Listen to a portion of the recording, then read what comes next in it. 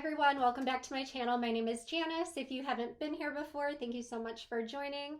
Today I am going to go over step 2 of the home buying process. So last week we went over step 1, and if you missed that video, you can check that out here. I'll leave a link up above.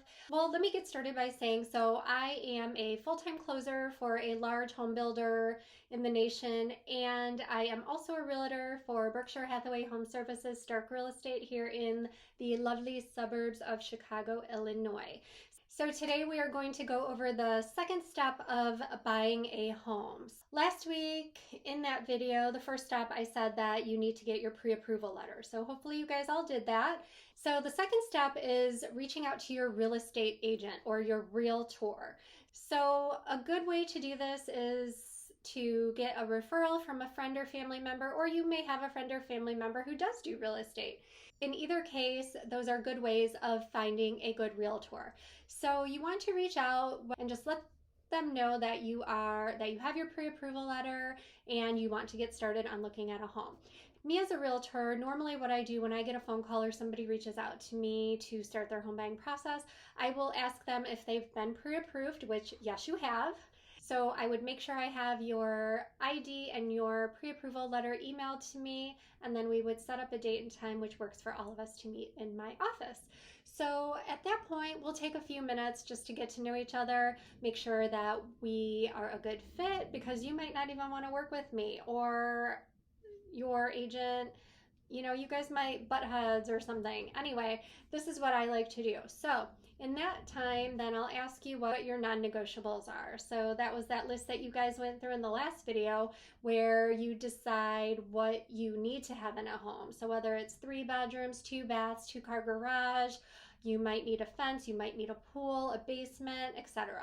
So we'll go through that. I'll input all of that information into the MLS, which is the multiple listing service. So that has all of the properties that are listed through a realtor in the area.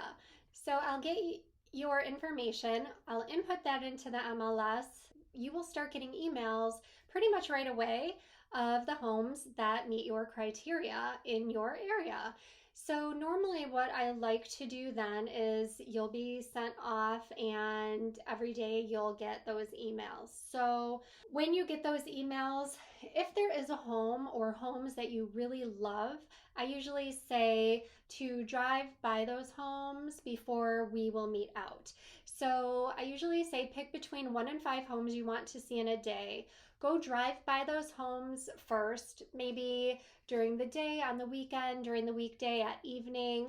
A lot of times buyers, especially if they have young children, they don't necessarily realize that this home that they really want to go see is on a busy highway, and they drive by it and they see the busy highway, they're like, oh, never mind. That is usually what I recommend, is first you go drive by the homes you really want to see, figure out the ones you do still really want to see. So another instance may be you have children and it sounds great that there's a home for sale that's right across the football field of the high school that they'll be going to. Well, you didn't realize that those lights for football games are on until 10, 12 o'clock at night, which bugs you because the lights are coming into your home, even with the best, draperies or whatever. Or, you might notice driving by on a Friday night in the summer that the neighbors are real rowdy and they like to party and, whatever, which is fine. That's not what I would want personally. I'm more of an introvert, but you may love that. So that's why I kind of say drive by at different times of the day. Just get the vibe of the neighborhood. You may find that you love it and it definitely is something you still want to see, or you may say, no, let's look elsewhere.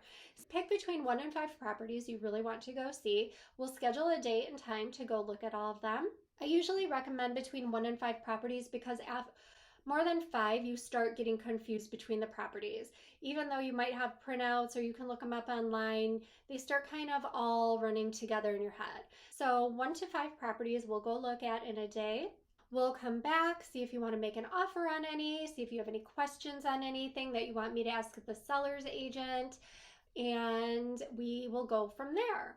The other side of the scenario is we've already looked at, let's say, 10 properties and you haven't found that one property that you absolutely love. Normally what I would say at that point is take a breather, take a step back and let's go through your non-negotiables again. Let's see maybe what you have liked about the homes that we've already seen. Let's see what you don't like about them. So then we can kind of pinpoint maybe what's going on, because normally if I've shown somebody more than 10 properties, they're getting them all mixed up. They don't know what they want anymore. They liked this on this home, but they didn't like that. Now they don't know if they want a 2-car garage because they really like this home with a 1-car garage and they might be able to handle that, except it doesn't have a basement and they really wanted a basement. You get my point. It's like it starts just getting jumbled and your brain starts getting fried. So that's when I say, okay, let's take a step back, take a breather for a day or two. Let's figure out what you really want. Let's make sure that those non-negotiables have not changed. And if they have, it's very easy for your realtor to redo your search. Or if nothing has changed, just take a breather anyway. Take a step back from your search and just kind of get, just kind of come back and get balanced with yourself. And then we'll go back out and look again. A lot of buyers are looking for the perfect property. You are probably not going to find the perfect property. It rarely happens. Even when you even when you build your own home, there's always going to be something. Like I remember my parents built their own home 25 years ago, and there's always something that, that they wish they would have done. And I've heard it from other people who have built their own home also, where I wish we would have put the pantry here, or I wish we would have done a half bath here, or a full bath instead of a half bath, or I wish we would have expanded the kitchen this way instead of this way. It's just until you're living in the property, you really don't know what you love and what you don't love about it. Pick the main things you really have to have, and you can go from there. Okay, so let's say you found the home of your dreams and you want to put in an offer. So like I said, any questions you have that are not listed on the MLS, your realtor can always go back to the other agent, ask them those questions. And once you feel comfortable with everything, it's time to put in an offer. So your agent, your realtor, will write up the offer along with your pre-approval letter and your earnest money. So a copy of your earnest money, that is the money that you are putting down up front, showing the seller that you are serious about buying their home. So there isn't really a set standard of earnest money that you want to put down. Basically, it's up to what the buyer and the seller come to an agreement with. Let's say you're buying a $300,000 home and you want to put down $5,000. You are serious, you're putting $5,000 on the line. It's telling the seller that you are serious. So that is the second step of getting into the home of your dreams. So like I said, if you didn't watch last week's video, which is right here, it is showing the first step of buying a home, and that's getting pre-approved.